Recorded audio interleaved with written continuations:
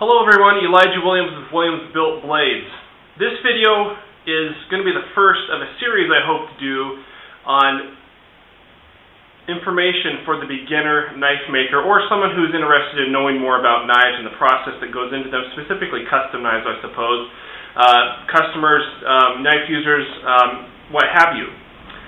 Thanks for joining me. The first thing I want to do in this series is address some thoughts or notions or even myths that have come up over the years and are especially prevalent today, I think largely because of the information access we have today, such as YouTube. And then there's also the TV shows and things like this that to the otherwise uninformed person put in some information or ideas that may or may not be grounded in fact. And so that's why I want to cover some of these things. So if you're getting into knife making, you've never made a knife before, maybe just made a couple, and you're wanting to get into the information, the science a little bit more, and what's fact, this is for you. So hopefully it's helpful, and hopefully you learn something.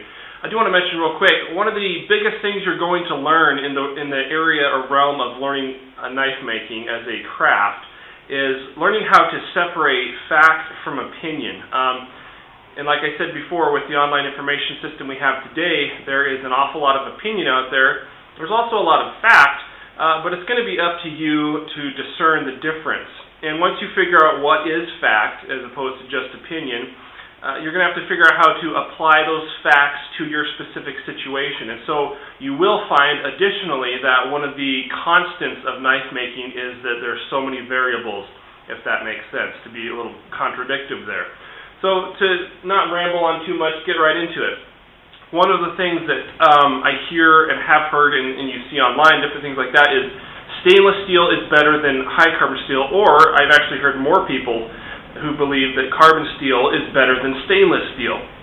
Now, the short answer is it depends on what it's being used for as to which one is better. And obviously you can understand that based on whether you're out on a boat in the ocean with salt water spray or you're out in the woods or out in the desert perhaps in the southern part of the U.S.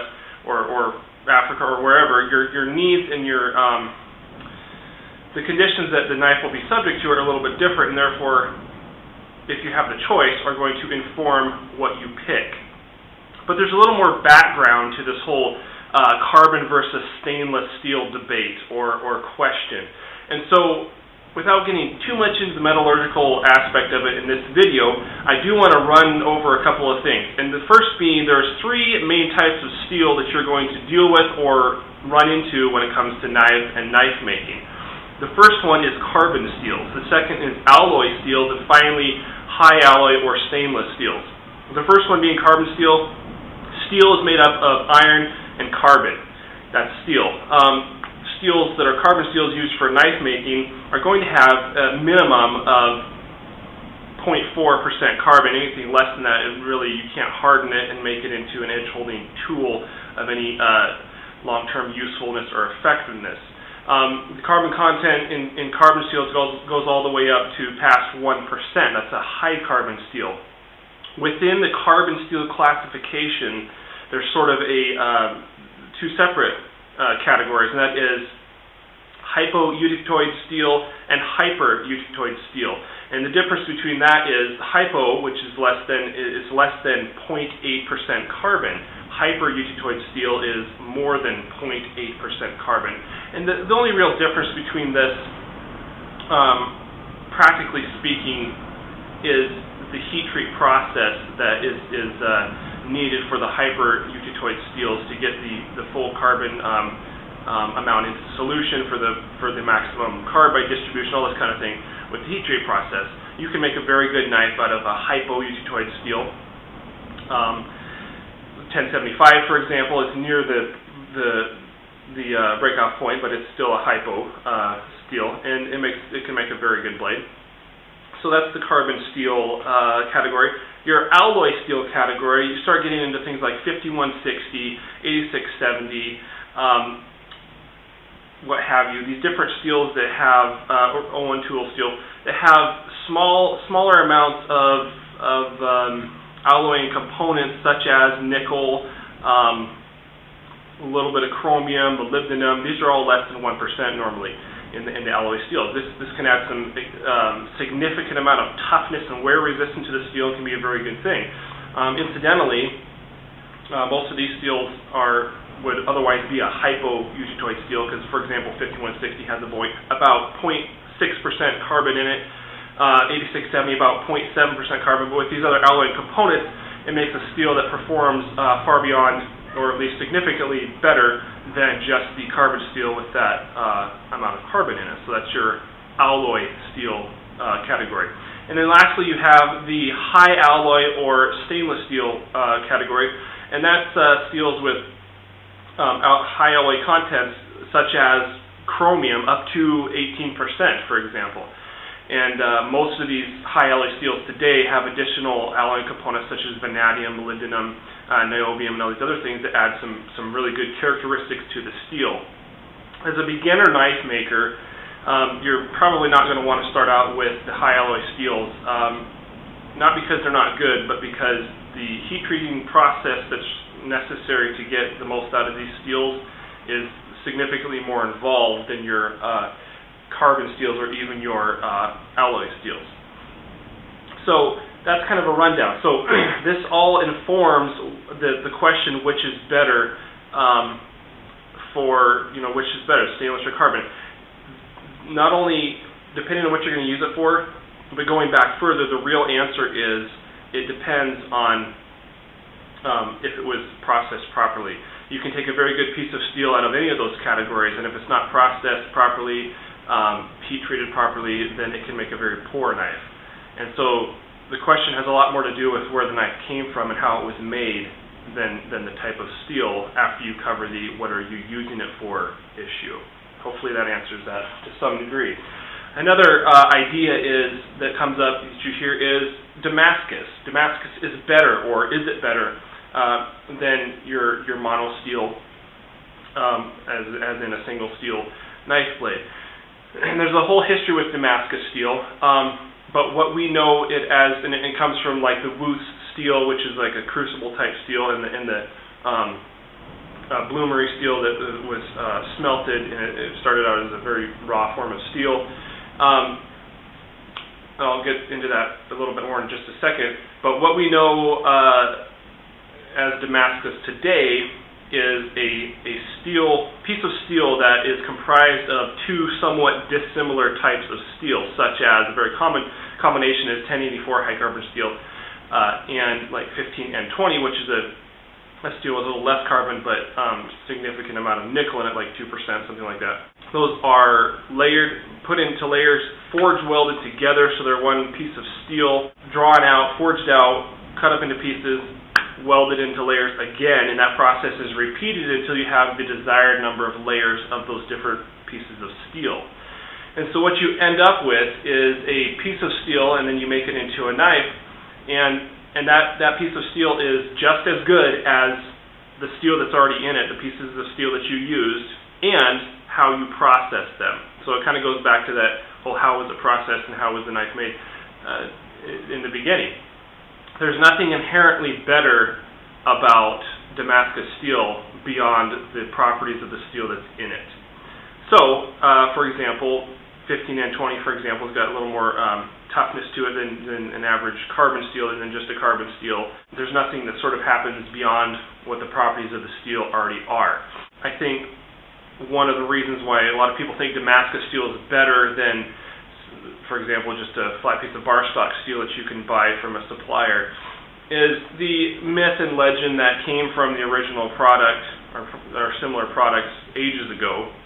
And back then it was better because what they were working with was raw steel with a lot of impurities, irregular carbon distribution, and the processes they put it through, whether it was welding harder and softer steels together or folding and welding, that improved the quality of the material more than anything else, and also imparted some aesthetic beauty to it with the different layers that you could see because of that process. And so yes, back then it was a superior steel by far. As far as why it's called Damascus, Damascus was a major hub for trade ages ago, and as a lot of other goods, Damascus steel was sold and traded in that, and that's where it got its name. But that's not. It was made in various parts of the world by various different people groups in varying different methods that were all somewhat similar. So, again, it depends on how it was made. It depends on what it's made of and the processes that it was put through, whether those are correct for those materials and done properly or not. Hopefully that answers that question. Forged is better than not forged. By now you're probably recognizing a pattern. There's nothing inherently better about a forged blade than a stock removal blade. A stock removal blade is where you take a flat piece of bar stock of a known type of steel from a steel supplier, for example, and you grind everything away that doesn't look like a knife, heat treat it, polish it, put a handle on it, and then you have a knife. There's nothing better about a forged blade inherently than a stock removal blade. It depends on how it was made and what it was made out of.